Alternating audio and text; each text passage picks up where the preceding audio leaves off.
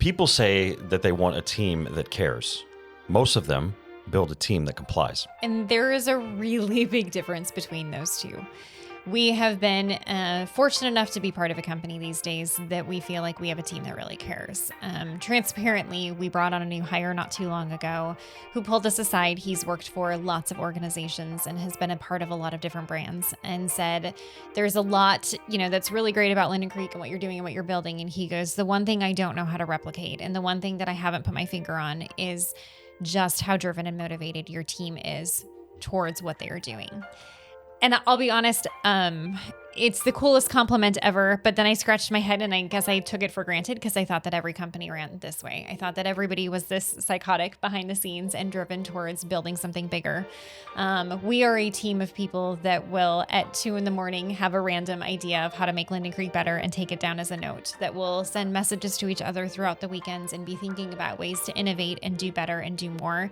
And that does not stop for any of us at any given time. So after we received that feedback and I realized there might be some anomaly to it, I thought it'd be really cool for us to kind of digest what it is we do and some of the things that we feel like are maybe attributing to the success we're having with a powerhouse team that we couldn't be more proud of. Yeah, that's true. Culture's a big deal at Linden Creek. We definitely take it seriously. We haven't always been here, right? And I think what's really a challenge is as the brand grows, right? You have to keep that same kind of culture.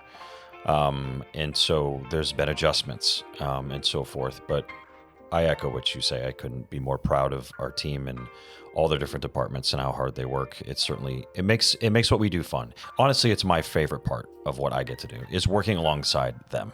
And it really emanates down to our franchise owners. So when you talk about franchise support, right, it all starts at the top. And if it's good where it needs to be, then it will bleed on down to them. And so now they have the camaraderie and that sort of togetherness that really helps them pull in the same direction. Yeah. So as we really reflected on like what has allowed us to build this sort of culture, I think it falls on 3 different factors. One is selection, like you need the right person on the bus. The second one is creating a mission bigger than themselves. And the third one is just continuing to reiterate and reinforce that. So we'll deep dive into each of those and some secret hacks and some real life stories behind the scenes that have made that happen.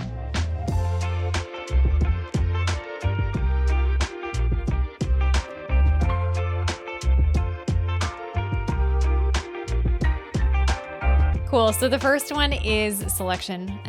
This is the hiring process.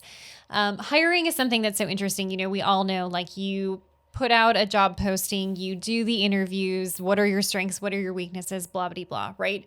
But there is so much more to the hiring process that matters and that is so crucially important, because if you make a wrong hire, it will cost you thousands of dollars. And so I think oftentimes we hire fast because we're desperate, because there is a need to fill a position, because workload is overwhelming, whatever it may be. But hiring slow is one of the best pieces of advice that I can give. Take your time, be picky. It is going to be worth the wait. And when we hire, we like to look at factors outside of just their technical skill set and what they're able to do, but who are they? Like, what is their work ethic? And does it align with what our culture is at Linden Creek and what we're really looking for? So not too long ago, we were interviewing a candidate for a position, and you and I were both sitting in on that interview, and we asked a question that I love asking because I think it's very telling. The question is this: why are you leaving your former position or your former company, or why did you leave it? And you just pause and you listen. And typically some sort of answer like this comes out. Management was, scattered and frustrating, or they wanted too much out of me, or whatever it may be. And you quickly either learn that there are a lot of complaints that come out of that employee, which tend to be red flags to me. Even if it's a really horrible experience they came from, there's a kind way to say it. And so you see their tact, you see their ability to be professional, even in a challenging situation. But it also gives transparency on what matters to them most, because clearly something went really wrong in their last company that they disliked enough to want to go through the work of trying to find a new position. And so that often is a really big tell for who they are and what they really value. So we were in an interview not too terribly long ago with a candidate, and we asked the question, why did you leave your past organization? And he told a story about the company that he was working for and a decision that they were making at a very high level that was going to impact their franchise owners. Unfortunately, in a way that was going to require them to make a pretty big investment in their business. And several of them were already in a position of struggling financially. And he said, I was jumping on these calls with these individuals, rolling out and telling them, you're going to need to make this big investment in this cool new process. It's going to be great for your brand, yay, rah, rah, and trying to say all the right things. But he goes, in my soul, I knew that this was not a smart business decision for each of these individuals. And I couldn't ethically keep having those conversations, and I needed to leave. And it was in that moment when he said that we realized, skill set aside, resume aside, whatever he's bringing to the table aside, there is a very clear culture fit. One of our core values is do the right thing. But it has to mean that there is this moral compass inside of you that is all about serving the customer in the best possible way and taking that as the forefront in your decision making. So the fact that he was so compelled and so bothered by that decision that wasn't in the best interest of their customer in that scenario, that to me said everything I needed to know about his ethics, his moral compass, and the quality of what he was going to deliver to our team. Let's talk about some operational guidelines for doing these selections, right? And doing these interviews. So what we do here on the end, on our side, number one, very quick phone interview. Can I have a good conversation with you? All the basics, right? Are you articulate? Can you formulate a sentence appropriately, right? Can you crack a joke? Can you take a joke? Just who are you as a person? What's a little bit of your background? Then we bring him in for an in-person interview. And when I bring him in for an in-person interview, it's not just me in the room. There's usually somebody else that's there. It could be from another random department, right? It doesn't even have to be anywhere close to the position that they're applying for. But I think that that's really good because it gives you a second set of eyes and ears to maybe pick up on something that maybe I wouldn't notice myself because I'm too focused on, I got to hire this person now, or we have this hole we have to fill. And I think, in that moment when you have the two people, it's helpful to kind of proactively say, like, you pay attention to the technical stuff. Right. Let me pay attention to culture fit because Sure. You're really interviewing and pulse checking for both. Yep. So like you said, like it can be somebody from a totally different department that knows nothing about software and you're hiring for a software engineer. Yep. That doesn't matter because they're going to know if they have the Linden Creek culture Yeah. or if it's maybe going to be a misfit. Absolutely. And if they get through that, with two of us in the room, then I'm completely hands off after that. I mean, it's just, now I need you to go in the field and I want you to work with the team, right? For a day. If you want to be a stylist, go hang out. Like go to an install, go be a part of it. Because I think it's equally important for them to know what they're walking into. Yes. So go spend time with the people that you'll be living life with every single day, but also let them get a gauge. And I tell our team, I said, I want you to watch all the intangibles. What's their work ethic like? What's their sense of urgency? Do they pitch in or do they sit in a corner? Like all those kinds of things, right?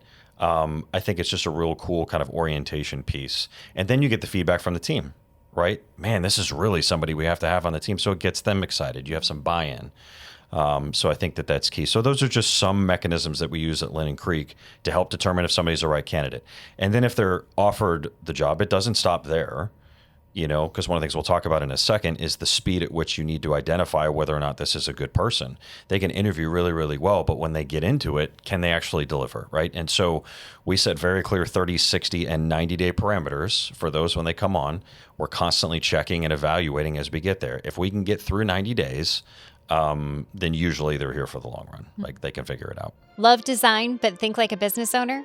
If you're ready to leave your 9-to-5 and want to do something that's buildable and scalable, check out linden-creek.com/franchise and see if Linden Creek is the right fit for you. Okay, so the second, key step in this process that we've really identified is it is so crucially important to build a mission bigger than ourselves for our team. So I'm going to share a candid story of like this moment where I reflected on my past experience and realized how stupid I was being and that I was the problem as I was getting frustrated with some of my team. So early on, there was this scenario I remember where our warehouse team and our movers that we had on staff were good and they did a fine job, but quality control kind of started to go down. They were caring less and less about, is the furniture, being handled the way that it needs to be? Is the customer being served the way it needs to be? And I noticed this like sort of decline in their excitement, their energy, their care, and their attention. And I remember being frustrated and going, come on, like this is what I need you to do. This is so important. Look at how it's, not serving the client right. And then I paused for a moment as a client called and she was like, oh my gosh, I'm over the moon about this house you staged. Thank you so much. We sold above asking. It was super exciting. And as I had just stopped thinking about this, my frustration of like, why doesn't my team care as much as I do? And I heard her story, I realized I don't remember the last time that I shared a story like that with that team. The team doesn't get to talk to the clients every single day like I do. They don't get to interact like my stylists do every single day and hear the success stories and get the praises and be told that the impact of their designs are ultimately changing their lives. I hear that almost every single day. But where I completely failed as a leader is I didn't tell my team that didn't get to hear those stories the impact that they were having every single day. And it was when I made that correlation that I realized that I needed to change my behavior in order for them to be successful. And so I started sharing a lot of those stories. We would have weekly cadence meetings where I made a point every time of sharing some sort of success that happened within the company and the organization from a client's perspective, so they understood why they were doing it. Because for them, it went from like, I move furniture and it's heavy and I'm tired, to I am fundamentally changing the way somebody's about to live. I'm about to put more money back in their pocket because of the return on investment that they're going to see. Or I'm helping this family get out of their existing home so they can move on to their new beautiful home. All of a sudden, it meant so much more, and they were invested into the client story, not the actions and the things that they were doing. And I think, when it comes to creating a mission, like that was specific to the way that we work in staging with our installers and with our warehouse team, but that applies anywhere in an organization. There has to be a mission greater than like, here, just do this work. But there has to be a reason that they're doing it. And when that mission is related to somebody outside themselves, I think that's the secret sauce of when we see the unlock. Because people and humanity, I think, are made to serve others. I think we are made to make other people better. I think we are made to really focus outside of ourselves and on something better and bigger. And so as leaders, it is our job to figure out what that something more is, who that other person is, and paint that picture for our team so that they have this kind of North Star on why they are doing the task that isn't very fun at the very moment, because it ultimately is going to make somebody else better.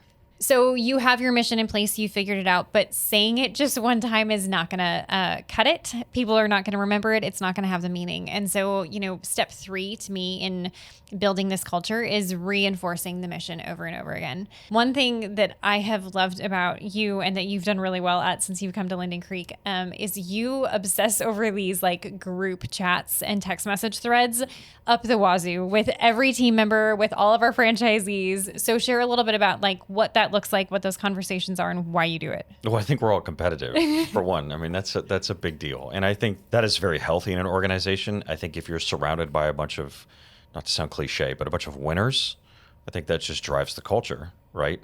Another thing, when you start to define your culture and you realize you hear us say this all the time, who your A players are, the B players stick out. The C players really don't make it. And so it makes it easier for you to identify. And we'll talk about that in a second. But yeah, I think the group chats and so forth are necessary. And they're big from celebrating wins perspective. That's something I try to really focus on. I mean, if anybody's got kids, like they understand that. Like with our kids, our 4 kids, like the best way to motivate your kids really is to tell them what they're doing right instead of pounding on them what they're doing wrong, because they're going to want to amplify that really good. And to that point, like not only are you now telling somebody you did a good job and you did this right, you're telling everybody else that was good behavior, do more of that. 100%. You're shining a light on it. Yep. Right. We've got a stylist on our team currently in Raleigh that is notorious for her customer service and lands 5-star reviews like I wouldn't believe. Like I think every week she gets at least 2. And so it's just my new nickname for her is 5-star, so like, but anytime she can do that and really, again, to your point about mission, right? She understands the mission. She understands the value that Linden Creek is bringing to these homeowners and to these families, right? And so when she's able to deliver on that and she gets recognized, then everybody needs to see that this is the standard. And it's really cool to see her teammates come behind her, encourage her, how she motivates and leads by example so that they try to do the same thing. We do the same thing with our franchise owners. When they've got a really good event that they put on, like this is what it's about. When they serve a client really well, this is what it's about. When they have their first, right? It's good to celebrate that. Like letting people know that they're not in this alone, but that we're all here together and we've all been in that seat at some point. Right. So you can rely on us and you can lean on us to help you. Encouragement goes a long way. So the not so ideal part, like we've put, a 1, 2, 3 step, and like this is how you build a culture, Sure. and we've fortunately had a lot of success with it. But the big question is like, what do you do if somewhere along that process you either made a wrong hire and didn't realize it until they're on staff, Right. Or you're building the mission and they're just not catching it, or the reinforcement isn't working? How do you handle those situations, and what do you do? Let them go as quick as possible. That's there's humanity to what we do, of course, right? But really, when you tolerate the performance of a B player, it demotivates your A players. That's a very real thing. Yep. And it can infest your culture, Yeah. right? And so the human side is, man, I just hired this person. They maybe have a tough, whatever, they need the money kind of thing. But for the sake of your brand, for your organization, you've got to let them go. You do it quickly, you do it humanely, and you do it respectfully. When I have to let people go in that very unfortunate scenario, it takes about 30 seconds. But it's just I want to thank you for your contribution to the brand. We appreciate everything you've done. Unfortunately, we're going to move in a different direction. Yeah. And I think, for me, you highlighted it, but whenever it's a tough time to make that decision, the thing that I always think about is that person is working with a team of a bunch of other people. And are those other people now taking on more workload or struggling Yes. because one person is a misfit? Correct. Then it is unfair for me to not make that judgment call, because these A players over here deserve a leader that's going to make the tough call so that they have the support that they need and they have the right people in. And it's interesting when we've had to make those calls and make those really tough decisions, and then you bring another A player in, everybody's shoulders go down and they're like, this is fantastic. Like, Yeah. It's fun to run with somebody else that's ready to go. And I think also, it's easy to see a D player or an F player. They don't show up for work on time. They don't show up for work at all. Like, that's easy and that's obvious. Sure. I think sometimes it's hard to make those judgment calls when there may be a B player and not an A. Right. It's somebody that isn't obviously doing something horrifically wrong. There's not some, hey, this is unethical. Hey, you're not setting up to standards. It's just a slight miss. Yep. And that's when it's challenging. And so I think that's when I always go back to that question of how is the rest of the team handling the fact that this one's maybe not pulling as much of their weight as they should? That's correct. And if I'm noticing a big discrepancy, I make that judgment call, because it is not fair to my A players. One of the things that I've learned is one of the easiest ways to spot a B player is when they start having conversations with you that are all about themselves. They stop talking about the brand and they start talking about what they need from the brand. That means that their focus has shifted, and that's a red flag for me, because I know something's coming down the line, right? So that's a free little tidbit there. One thing I would say to the leaders listening to this, our franchise owners, other people in the staging industry that have a team underneath you, your team is looking to you to be decisive. Being decisive is a thing. Having the ability to have the information in front of you, but then not sitting on it, not waffling, but just be quick and do what you need to do. I think that fosters trust, if you will, in the leadership of the organization. And so when you know that you have to make a call, sometimes you get to make the great calls, the ones that are fuzzy and everybody loves them, right? But equally as important is making the tough calls, and that'll motivate your team as well. If you've enjoyed this, a little bit of the behind the scenes of kind of how we operate and how we've landed on some of these things, the real life behind it, check out another episode. We love sharing, being an open book and kind of being transparent with lessons we've learned along the way, because hopefully it'll help you get to your next season even faster. This is In Good Space.